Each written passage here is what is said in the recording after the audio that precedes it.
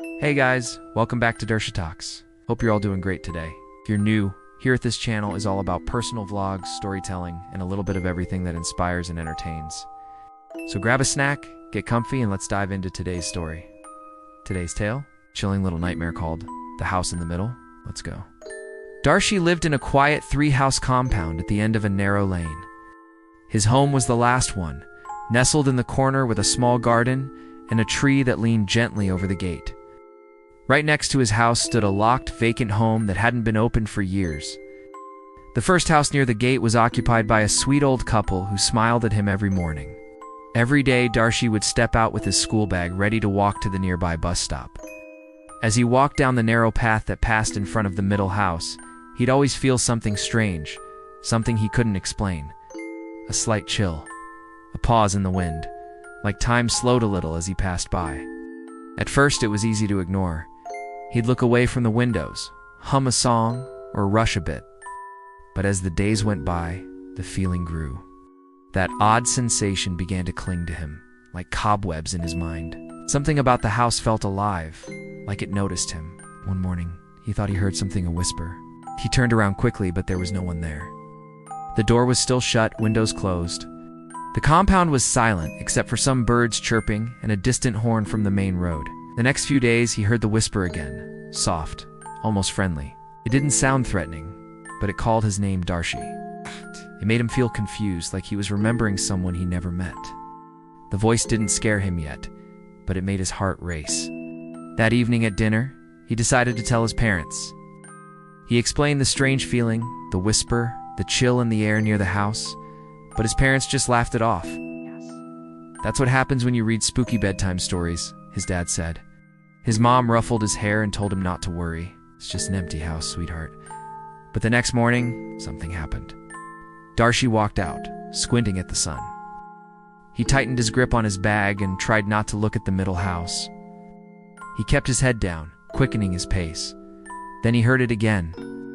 Darshi. It was clearer now, closer, and this time he turned. Inside the gate of the middle house, at the main door, stood a small girl. She was staring at him.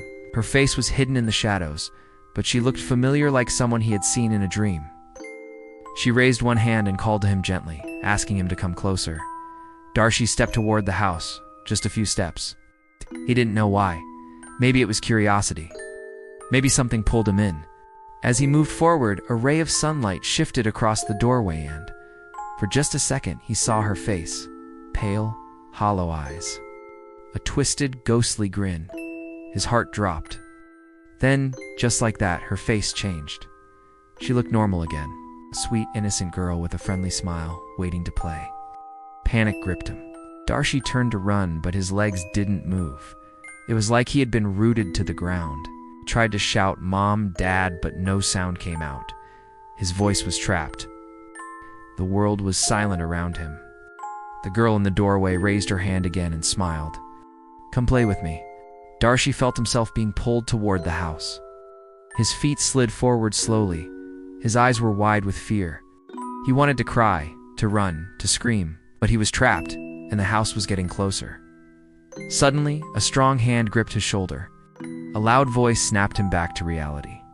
"Darshi, it's getting late for school." It was his mom. Her voice cut through the silence like a lightning bolt. He gasped and turned. She stood behind him, frowning. The house was silent. The door shut. The girl was gone. Darshi turned to tell her what he saw, but she had already started walking back. "Hurry up," she said. From their porch, his dad called out, "We're going to a movie after school. Don't be late."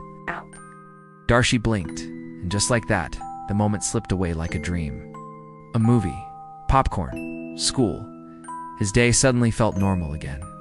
He smiled, waved back, and started walking toward the main gate. But just before he turned the corner, he thought he heard a soft giggle. From the house in the middle. Spooky, right? If you enjoyed this story, make sure to like, share, subscribe to Darshi Talks, your cozy corner for stories, vlogs, and everything in between. New videos drop regularly, don't miss out. Hit that bell icon so you never miss a tale.